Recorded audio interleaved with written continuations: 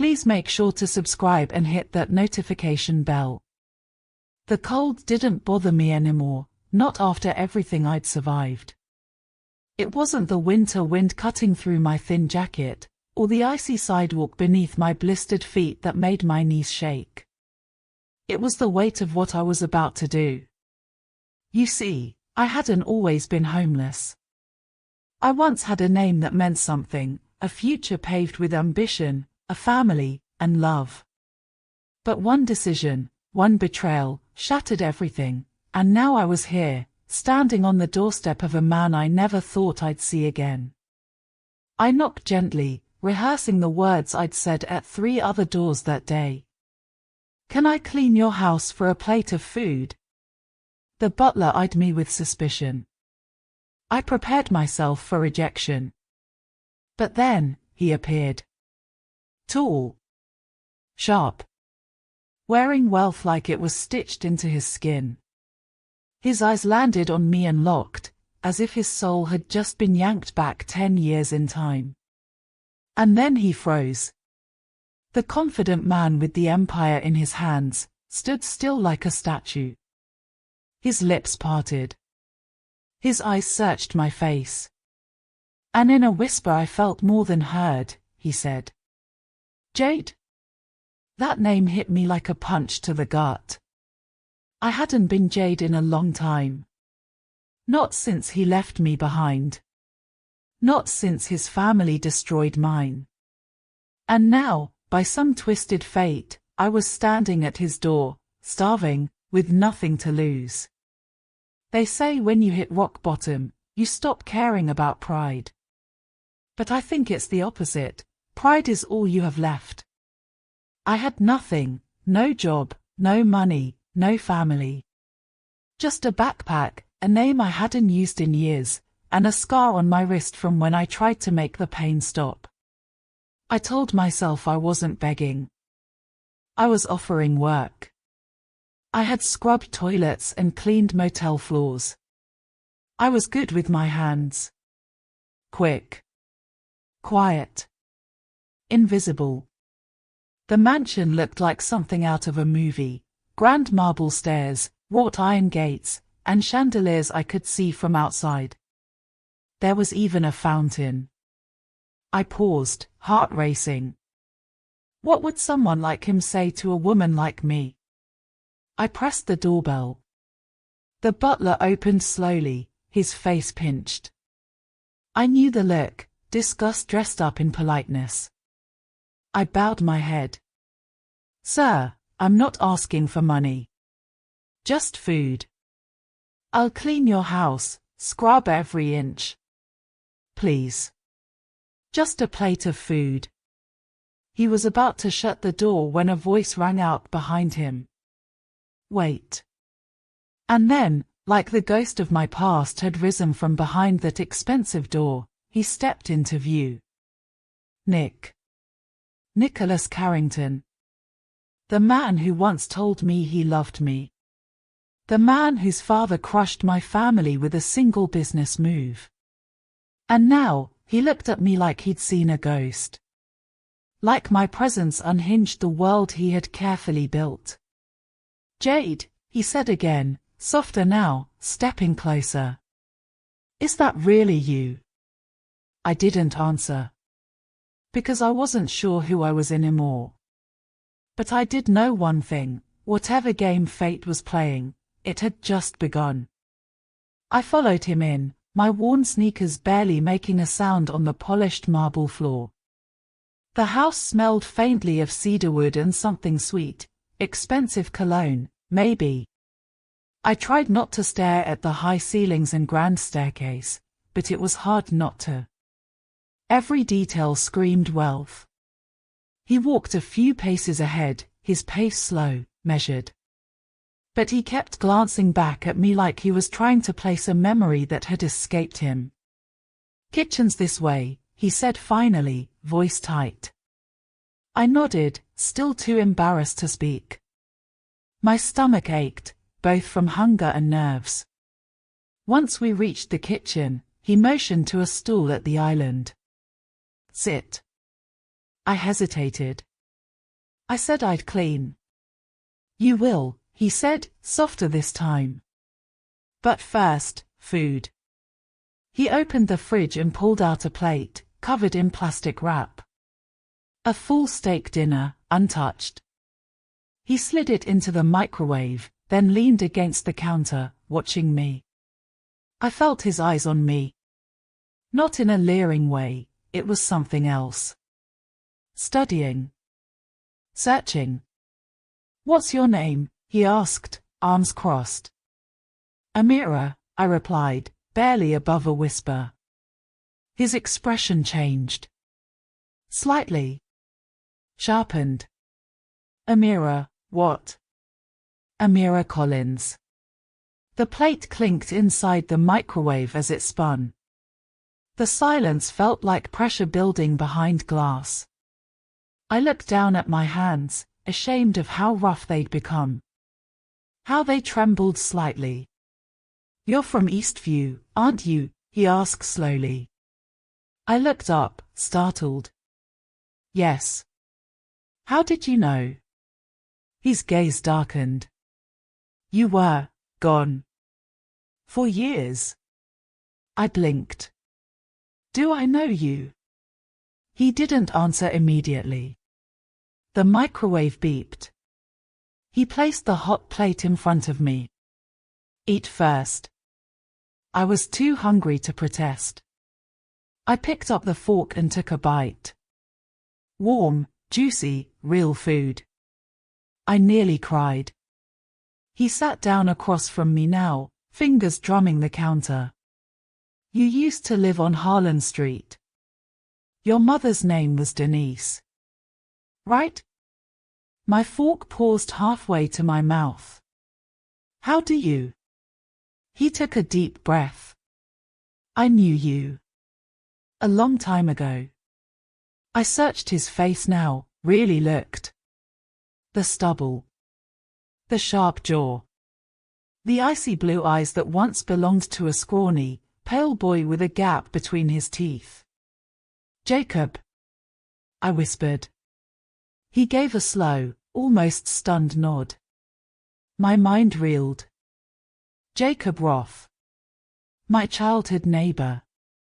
The boy no one believed in. The one with bruises he never explained. The one who used to hide behind his mother's garden shed and draw spaceships in the dirt. We used to sit there together for hours, dreaming of escaping that cursed neighborhood. But, you moved away, I said. Your mom died. Everyone said you vanished. He looked away. I did vanish. But I came back. A beat passed between us. I thought you were dead, I whispered. I thought you were, he said, voice thick. My stomach twisted, and it wasn't the food. Something unspoken passed between us. A shared past, shadowed by trauma and silence. But we weren't those kids anymore. And there was something he wasn't saying. You didn't just bring me in because I looked hungry, I said, pushing the plate away. No, he admitted.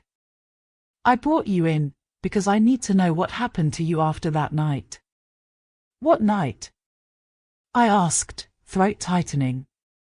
He leaned closer. The night the fire started. The night your house burned down. The night your mother died. I didn't answer right away. My breath caught in my throat, my pulse pounding so loudly in my ears I could barely hear him. The night of the fire. I had spent years trying to forget it. Bury it. Pretend it wasn't real. But Jacob's words dragged that night back into the light like a body pulled from deep water. My mother didn't just die in that fire, I said slowly. She was murdered. Jacob's eyes didn't widen.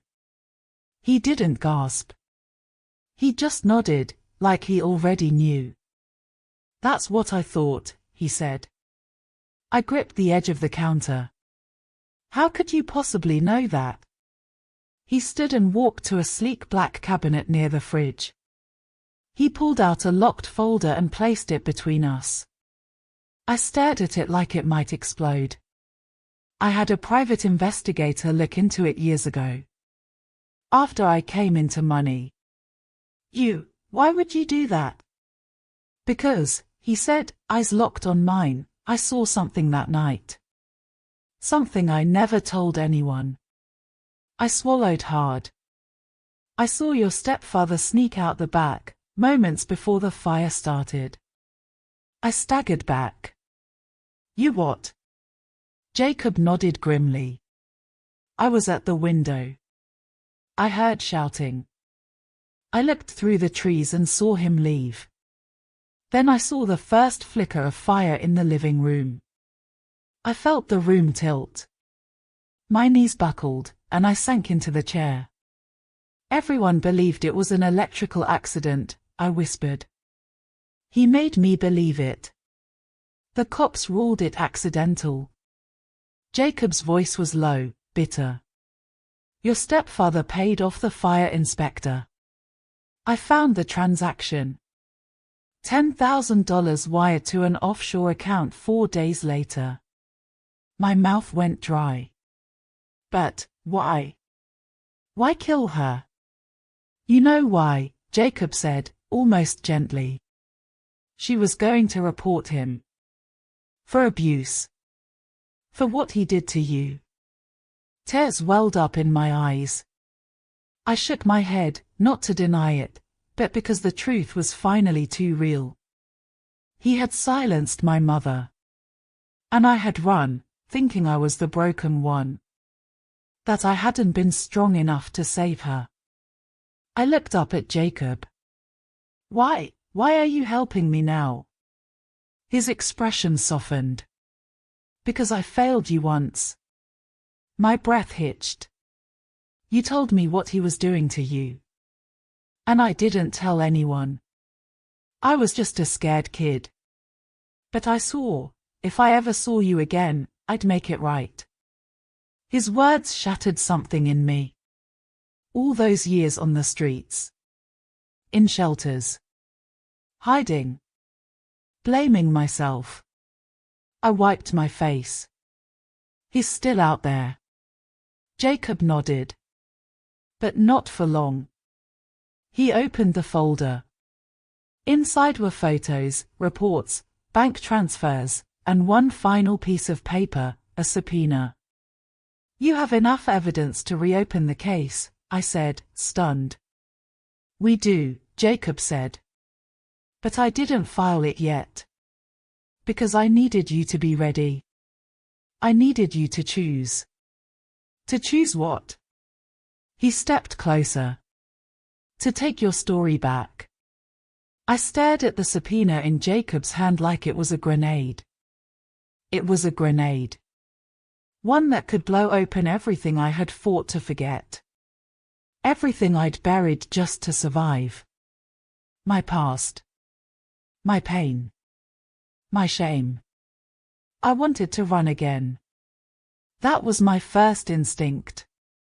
But then, I thought about my mother. Her laugh. Her humming while she cooked. The way she used to hold my face and whisper, no matter what he says, you are not weak. And I thought about how he took her from me, and stole my life. No more hiding, I said, my voice shaking but resolute. Let's do it. Jacob gave me a slow, proud nod. Good. Because I already made the call. My head whipped toward him. You what? He slid a phone across the counter. Detective Rivera. She's been waiting for this for 10 years. She's coming over right now. My stomach twisted. Jacob. I had to. If I gave you too much time to think, I was afraid you'd disappear again. I opened my mouth to argue, but he wasn't wrong. He knew me. Knew how fear had become a second skin. An hour later, the doorbell rang.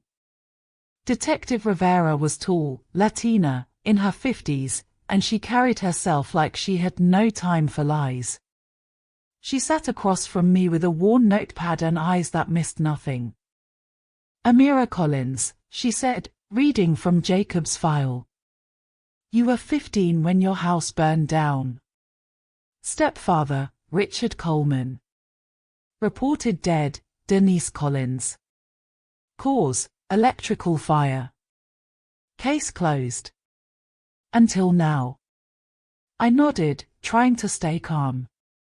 She glanced at Jacob. "He says you're ready to talk." I swallowed hard. "Yes." And I told her everything.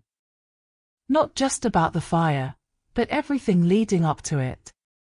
The bruises. The nights locked in closets.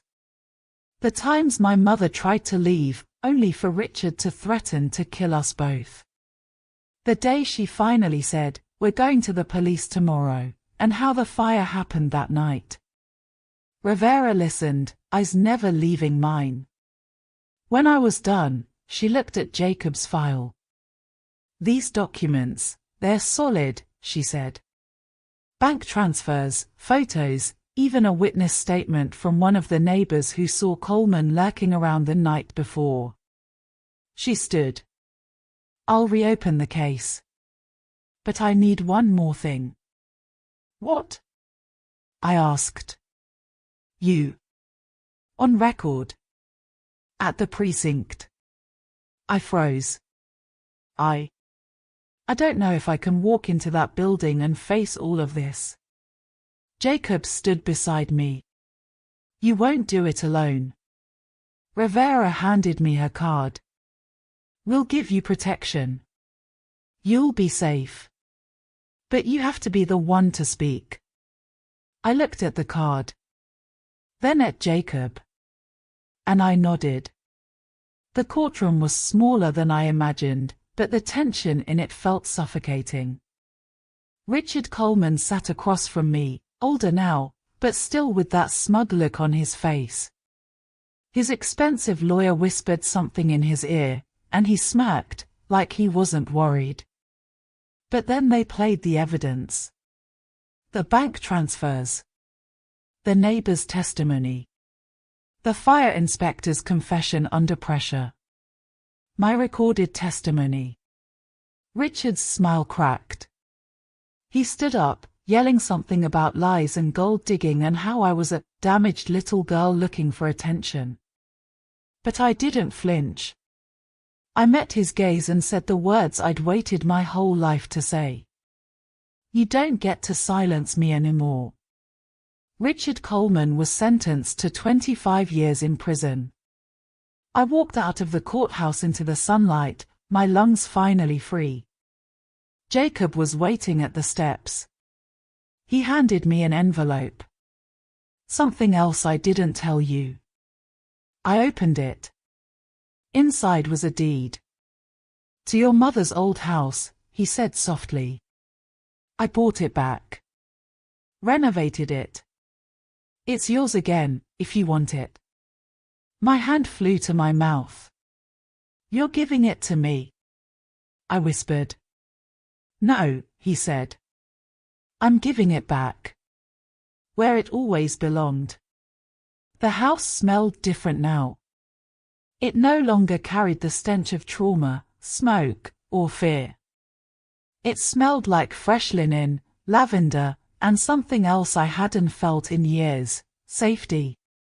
I stood in the doorway of my mother's old home, now mine again, sunlight streaming in through the yellow curtains I had chosen on purpose, the same kind she used to hang when I was little. The creak of the wooden floorboard under my feet was familiar. Not haunting. Comforting. Jacob had stayed true to his word. He hadn't asked for anything in return. He never tried to save me, he just walked beside me while I saved myself. And now, months later, I was building something new. I had enrolled in community college, taking classes in social work and trauma recovery. I started volunteering at a local women's shelter on weekends. The same place I once visited with nothing but a torn jacket and a bruised heart. One night, I sat with a young girl who had run from her stepfather. She wouldn't speak, but she kept staring at the ground, her fists clenched. I reached into my pocket and pulled out a worn silver coin.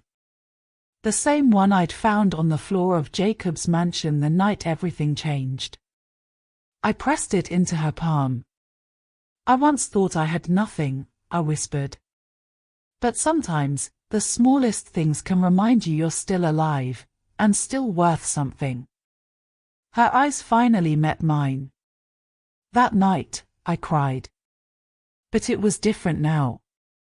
They weren't tears of grief or regret. They were tears of power. Of reclaiming. Of knowing I wasn't just a girl who cleaned houses for food. I was Amira Collins. And I had survived.